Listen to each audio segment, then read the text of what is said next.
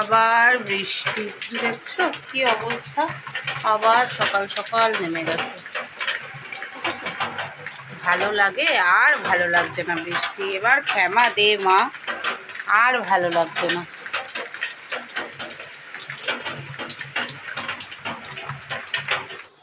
Good morning, কেমন আছো সবাই? আশা করবো সবাই ভালো আছো, আমরাও ভালো আছি।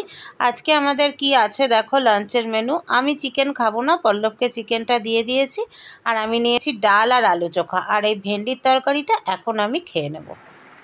রেডি হয়ে গেছি, চলো বেরোই। আজকে টোটোও চলে এসছে, বাইরে বৃষ্টি পড়ছে টিপটিপ করে, ওই জন্য টোটোটা তাড়াতাড়ি এসছে। বেজেছে 9:35। টাটা, আবার পরে কথা হবে। শুভ সন্ধ্যা সবাইকে, কেমন আছো সবাই? আজকে সারাদিনে তো সেভাবে কথা হয়নি, সকালেও সেভাবে কথা হয়নি। অফিস থেকে চলে এসেছি, এখন বেজেছে ওই পুরো 8টা বাজে আর কি। তো এসে ফ্রেশ হলাম, ফ্রেশ হয়ে সন্ধে দিলাম, সন্ধে টন্ধে দিয়ে এখন বসেছি। পল্লব ফিরলে তারপরে একটু চা খাবো, লাল চাই খাবো, কিন্তু পল্লব ফিরলে খাবো। এখন বৃষ্টিটা থেমেছে, চলো এখন একটু রেস্ট করি। কীভাবে যেন কালকে ওই যে এত কাজকর্ম করেছি না, কীভাবে যেন কোমরে না একটা খ্যাচ লেগে গেছে, হালকা, খুব বেশি কিছু না। তবে খ্যাচ এমন জিনিস, যতই ওষুধ খাও যাই খাও, খ্যাচ নিজের থেকে লাগে, আবার নিজের থেকেই ছাড়ে। দেখি কখন ছাড়ে। চলো বাসনগুলো ধুয়ে নিই। ওদিকে আমার ভাত হয়ে গেছে, এ দেখো ভাতের হাঁড়ি উপর দিয়ে দিয়েছি, দেখছি। আর যেটা করে নিয়েছি, এই দেখো এখানে বাঁধাকপি ভর্তা করে নিয়েছি, আর এইদিকে ভাতের হাঁড়ি উপর দিয়ে দিয়েছি। এবার বাসনগুলো মেজে নেব, মেজে নিয়ে তারপরে ডিমের অমলেট করে খেতে বসবো। সোমবারের রাতের ডিনার দেখো, ও অনেক গরম। ভাত, ডিমের পোচ, আর এখানে বাঁধাকপির ভর্তা। এখানেও আছে ভাত, ডিমের পোচ, সুন্দর হয়েছে দেখতে। রাত এখন 10:30। দাঁড়াও তোমাকে দিয়ে দিই বাঁধাকপির দাও ভর্তাটা। দাও দাও। সর্ষের তেল দেওয়া আছে, আরও একটু দিয়ে দিলাম, ব্যাস আমিও নিয়ে নিই। নিয়ে নাও। তাড়াতাড়ি হয়েছে কি, তাড়াতাড়ি আজকে আমি করলাম। কালকে মঙ্গলবার আছে, হ্যাঁ, ধোয়াধুয়ি এখন ব্যাপারটা আছে। ধোয়াধুয়ির ব্যাপার আছে তো, ওই জন্য। চলো খেয়ে নি। জীবনটা এখন এতটাই ব্যস্ত হয়ে গেছে যে তোমাদের সাথে সেইভাবে আর কোনো কিছু শেয়ারই করা হচ্ছে না। জানি হয়তো যারা আমাকে ভালোবেসে ভিডিও দেখো, তাদের মনে হচ্ছে যে না, দিদি কী দিচ্ছে, দিদির এই ভিডিওতে মন ভরছে না। কিন্তু বন্ধুরা জানো তো, কিছু করার নেই। মানে সকালবেলাও এত তাড়াহুড়োর মধ্যে করি, আর ম্যাক্সিমাম দিনই দেখছো তো টুক করে একটা তরকারি ভাত বা মাংস ভাত এরম করে নিচ্ছি। মানে বয়সটাও তো বাড়ছে, তারপরে বাইরের কাজ মানেই, মানে অফিসের কাজ মানেই তো কিছু টেনশন কাজ করে। এই পেমেন্টটা এই তারিখের মধ্যে তুলতেই হবে, মাস শেষ হয়ে আসছে, পেমেন্টগুলো সব উঠলো না, পার্সেন্টেজ করে দিতে হবে, মানে কাজের সাথে জড়িত যে টেনশনগুলো সেগুলোও কাজ করে।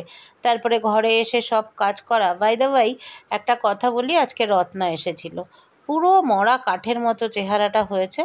যখন অফিস থেকে আমি ফিরলাম তখন দেখি এসেছে, দিদির সাথে কথা বলছে, আমাকেও বলছে, বলছে আবার কাজ করবে, কিন্তু ওর যা চেহারা হয়েছে, ও কদিন কাজ করতে পারবে তার কোনো ঠিক নেই। তো দিদি বলল না, এই পুজোর সময় এখন আর রাখবো না, তুই পরে নিজের আগে ওই কি কে অসুস্থ আছে তার মানে বিছানা শয্যাশায়ী, তাকে আগে ঠিকঠাক কর, তারপর দেখ। ঠিক 11টা বাজে।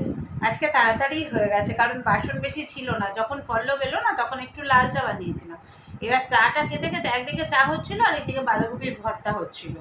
তো চাটা খেতে খেতে কি করেছি, বাঁধাকপির ভর্তা না বলে ওটা বাঁধাকপির বাটা বলতে পারো, বেটে নাড়া। ভর্তাটা একটু অন্যরকম হয় আমার যেটা মনে হয়, যাই হোক ভর্তাও বলা যায়। তো চা খেতে খেতে তখন ওই আমাদের দুজনের টিফিন বক্স, তারপরে টুকটাক যা চায়ের বাসন টাসন হয়েছিল সব মেজে নিয়েছিলাম। যে শুধু ছিল হচ্ছে আমি যেটা হাঁড়ি নয় ডেকচিতে ভাত করি সেটা, যেটাতে ভাতের মার ঝাড়াই সেই গামলাটা, কড়াইটা যেটার মধ্যে ভর্তাটা করলাম ওইটা, আর তোমার কি বলে, অ্যাকচুয়ালি ভর্তাটা না, হাতে মাখে মনে হয়, ভর্তাটা বোধহয় সেটাকেই বলে যেটা হাতে মাখে, এটা হাতে মাখা নয়, তাই ভর্তা বলছি না। বাঁধাকপি বাটা বা বাঁধাকপি, হ্যাঁ বাঁধাকপি বাটাই বলতে পারবো, ওইটাই হয়। তো সেই ওই জন্য অনেকটা কাজ সারা ছিল। তারপরে খেলাম, সত্যি খুব অসাম খেয়েছি বাঁধাকপি বাটাটা।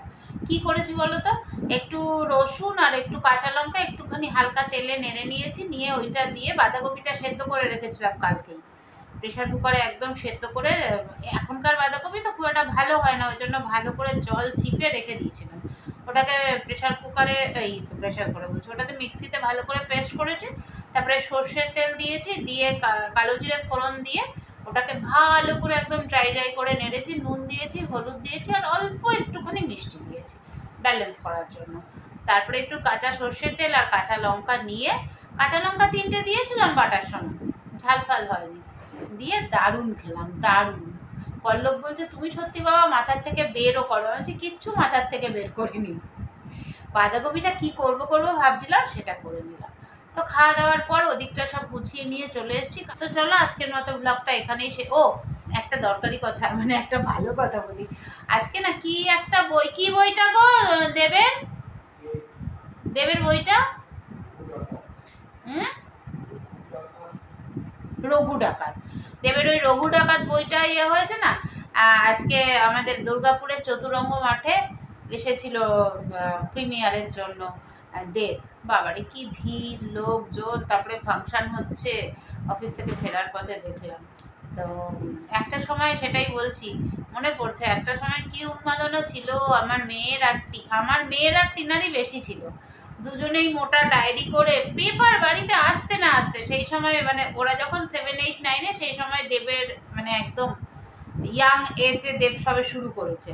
তো সেই ছবি কাটতো আর জমাতো, কে বেশি ছবি জমাতে পারবে, দুজনের করতো, শাহরুখ খানের, হিন্দিতে শাহরুখ খানের আর বাংলায় দেবের।